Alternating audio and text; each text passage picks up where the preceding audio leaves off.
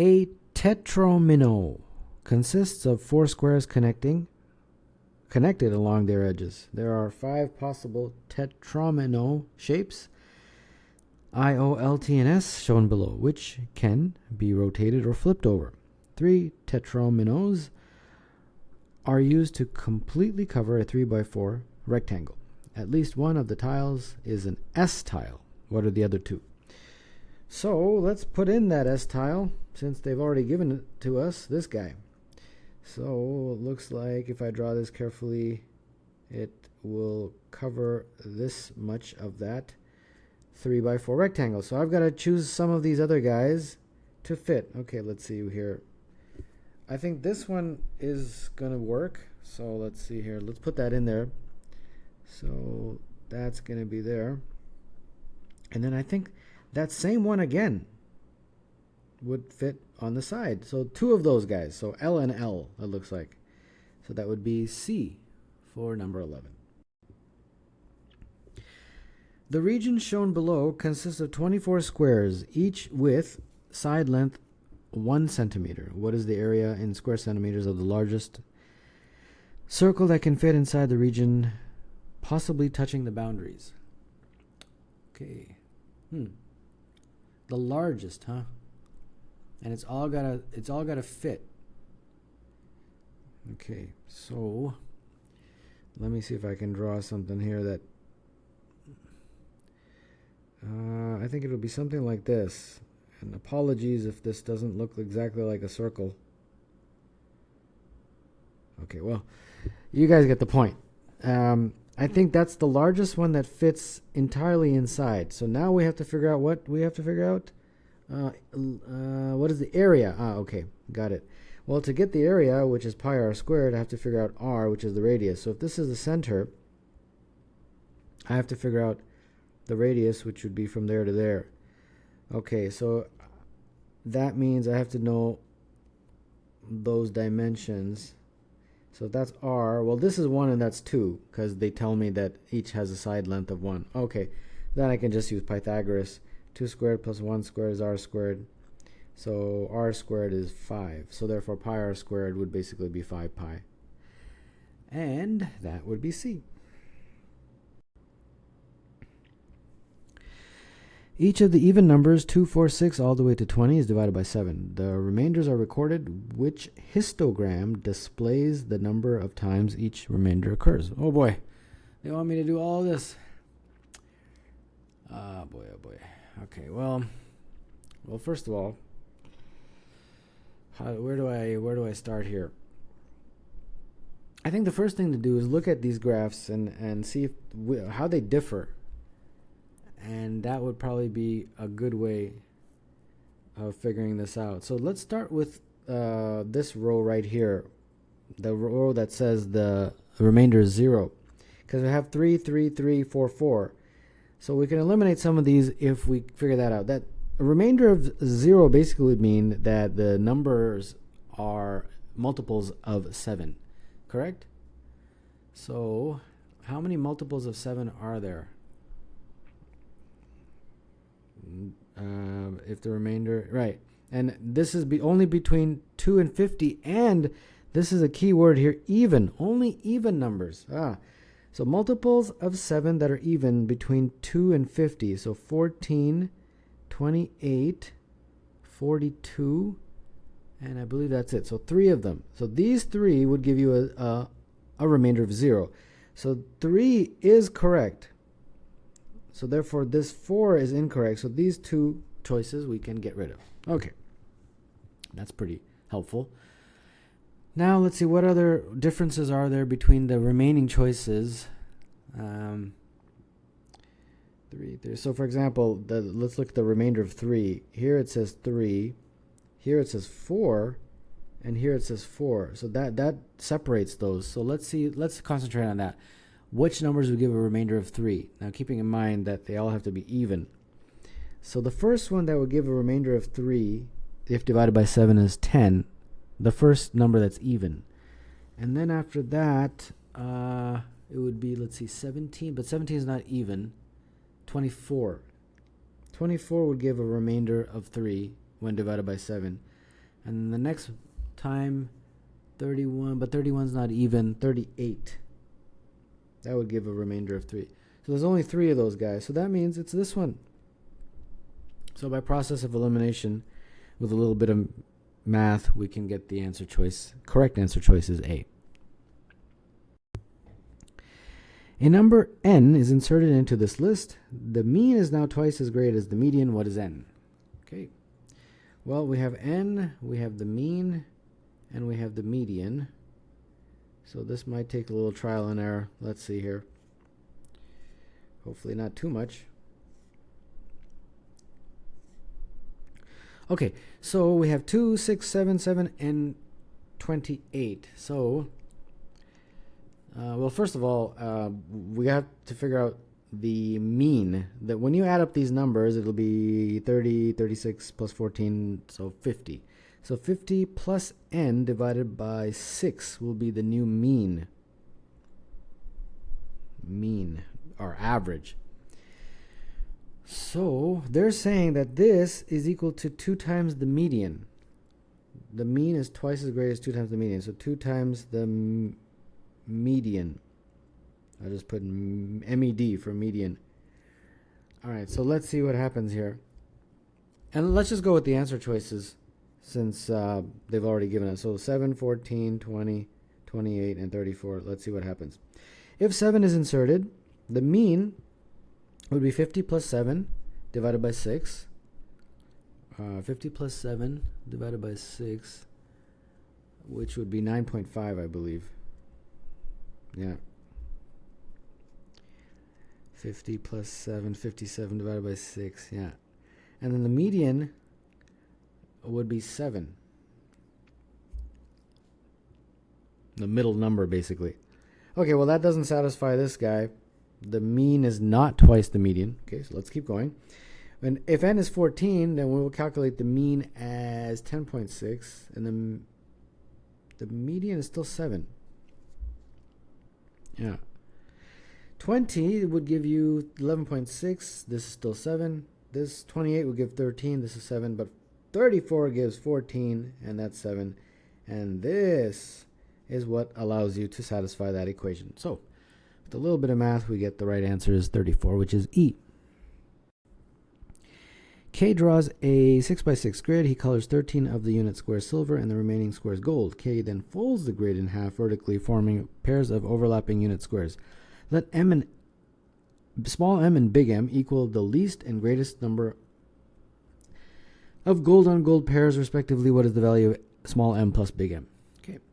Well, if we're going to fold it down the middle, right? So we have a total, was it 13 that are silver?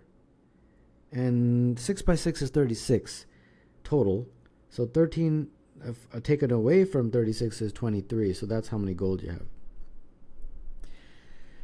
Now, on this side, we have a total of 18. And on this side, obviously, we have 18 also. Now, if we fill the entire right side with gold, it would be 18, and then there'd be a remaining 5 on this side. So that's the I think the extreme case scenario, which would give you a total of 5 on 5 gold pairs. So that, I believe, is the small m. Correct? And then if we even this, so half of that is what, 11.5, but we can't have half.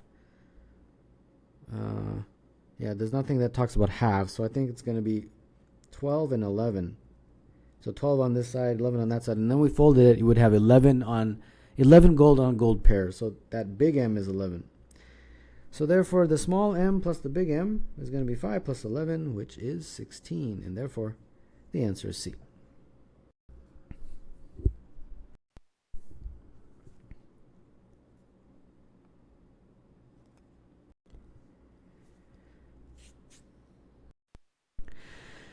Five distinct integers from 1 to 10 are chosen, and 5 distinct integers from 11 to 20 are chosen. No two numbers differ by exactly 10. What is the number of the sum of the 10 chosen numbers? Okay, so we have 1, 2, 3, 4, 5, 6, 7, 8, 9, 10. And then we have 11 all the way till 20. So from the first list, we have to choose 5, and from the second list, we have to choose 5, and then in such a way so that no two numbers differ by 10, and then add them all up. Okay, I'm assuming there's several ways of doing this, but let's just do it one way and see what we get. So if I choose 1, I cannot choose 11, right? Because if I did, then that would differ by exactly 10. So I can't. So I'll choose, I don't know, whatever. Let's choose the other extreme. 20, that differs by 19. No problem there. If I choose 2, I cannot choose the 12, but I can choose 19. If I choose 3, I cannot choose the 13, but I can choose the 18. And if I choose 4, I cannot choose 14, but I can choose this guy. If I choose 5, I cannot choose the 15. I can choose this guy. So this is a scenario in which I correctly chose 5 from this group and 5 from this group, satisfying that rule. Now they're saying add them all up. Okay. Shouldn't be hard to add them up. 1 plus 2 plus 3 plus 4 plus 5 is 15. And then these numbers all totaled, I believe, are 90. So 90 plus 15 is 105. And therefore, that would be C.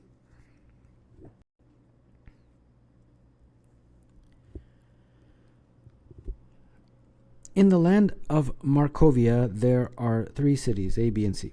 There are 100 people who live in A, 120 in B, and 160 in C. Everyone works in one of the 3 cities, and a person may work in the same city where they live. In the figure below, an arrow pointing from one city to another is labeled with the fraction of people living in the first city who work in the second city. How many people work in A? Okay, so let's try this out. So let's first label them according to what they gave me in terms of the population. And then now let's figure this out. So 1/4 go from A to B. So 1/4 of 100, right? So that's 25. 1/3 go from B to A. So that's 1/3 of 120, which I believe is 40. And similarly, this 1/8 go from C to A. 1/8 of 160, which is 20. 1/5 go from A to B. A to C. 1/5 of 100, which is 20. And then 1/6 are going from B to C, 1/6 of 120, which I believe is 20. And then finally, 1/10 are going from C to B, 1/10 of 160, which is 16. Okay, so now let's figure this out. So we have 100 in A initially, but 25 leave, right? This 25 leaves, so we got to subtract that. And then we have another 20 that leave, these guys. But then we gain 40 that come from B, city B, and then we also gain 20 that come from city C. So that is the math, and that is 115, and therefore that's going to be D.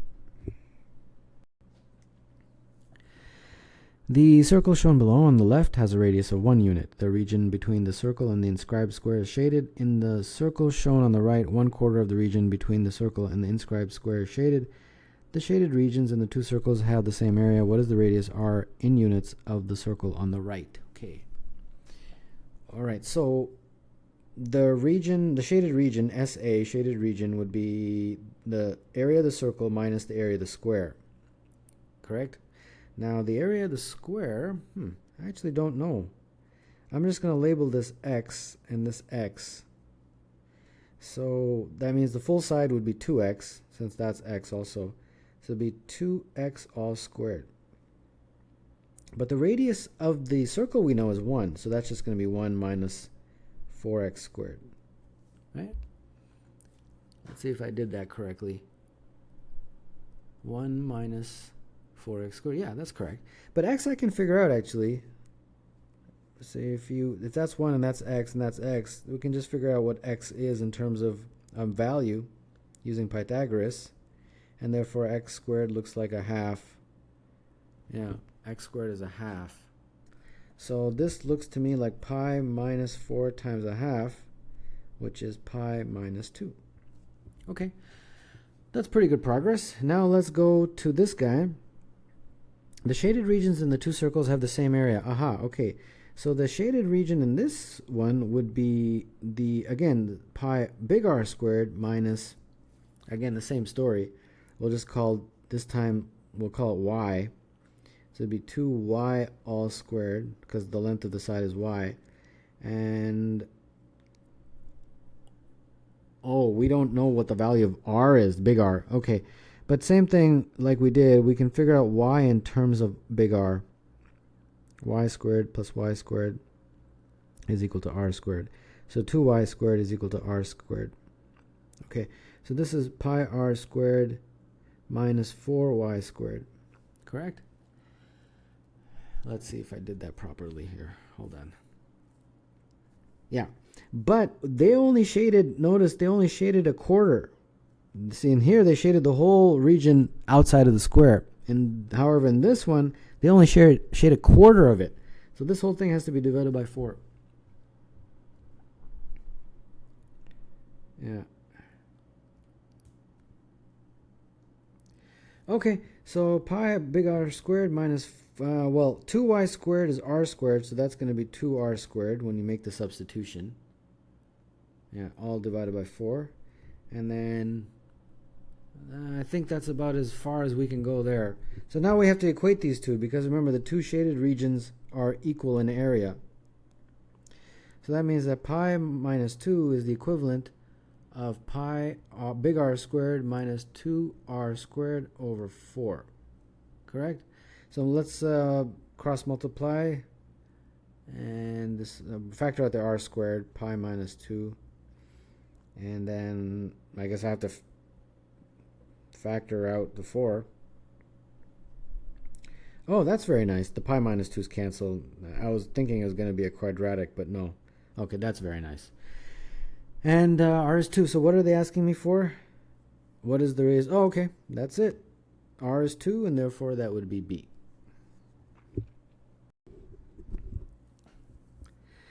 Two towns A and B are connected by a straight road, 15 miles long, traveling from town A to town B. The speed limit changes every 5 miles, from 25 to 40 to 20. Two cars, one at town A and one at town B, start moving toward each other at the same time. They drive at exactly the speed limit in portion of the road, in each portion of the road.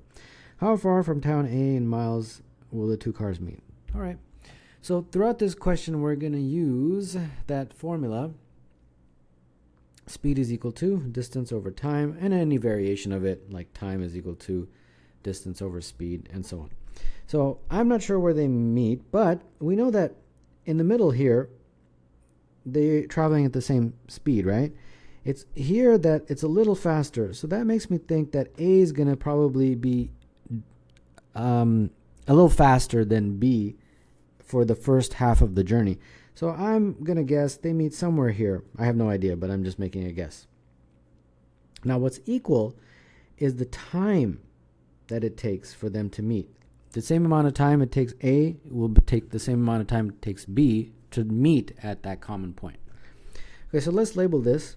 This part is already labeled 5, but from here to here, we're going to label that, well, whatever you want. We can label just x, let's say. And therefore, from there to there, that's going to be 5 minus x. Okay, so let's use this formula here. So that means we have d1 over s1 is equal to d2 over s2. And now the distance for 1, we're going to have to split it up into 2 segments. The first segment is from here to here, and the next segment is until we reach to that point where they meet. So the first segment was 5 divided by 25, correct? Yeah. And then the next one is the red part, so that is x divided by 40. And then similarly for the other guy, the first segment is from there to there, that's 5 divided by 20, and then the next segment is 5 minus x divided by 40. So there's the math. And that should be not too much of a problem. So let's see, this is going to be 1/5 plus x over 40 is equal to 1 over 4 plus 5 minus x over 40. So let's see here, 1/4, let's bring the 1/5 over, and then the x over 40 minus 5 minus x over 40. So that is getting a common denominator 1 over 20, I believe.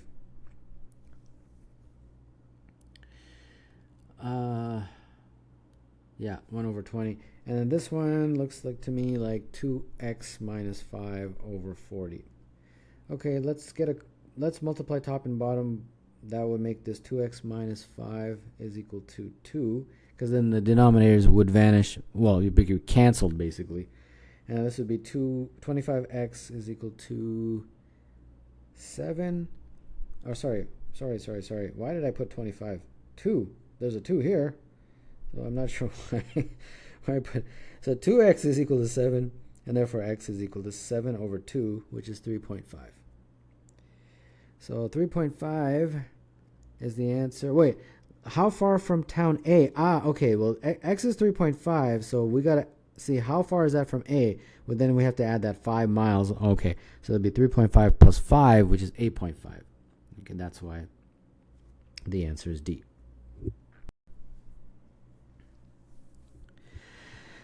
Sarika, Dev, and Rajiv are sharing a large block of cheese.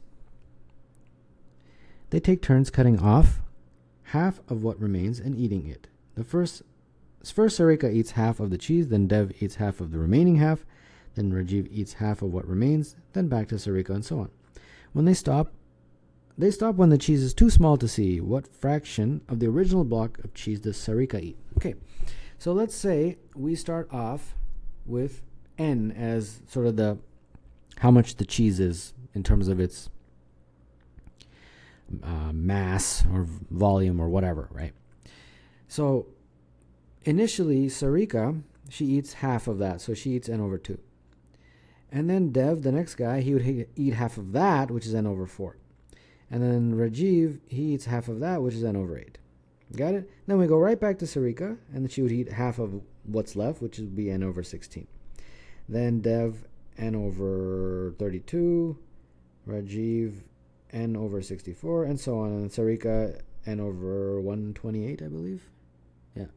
And then so on. So that means Sarika is basically eating n over 2, n over 16, n over 128, and so on, right? So it's an infinite series. Infinite series. And the sum of an infinite series is given by a over 1 minus r.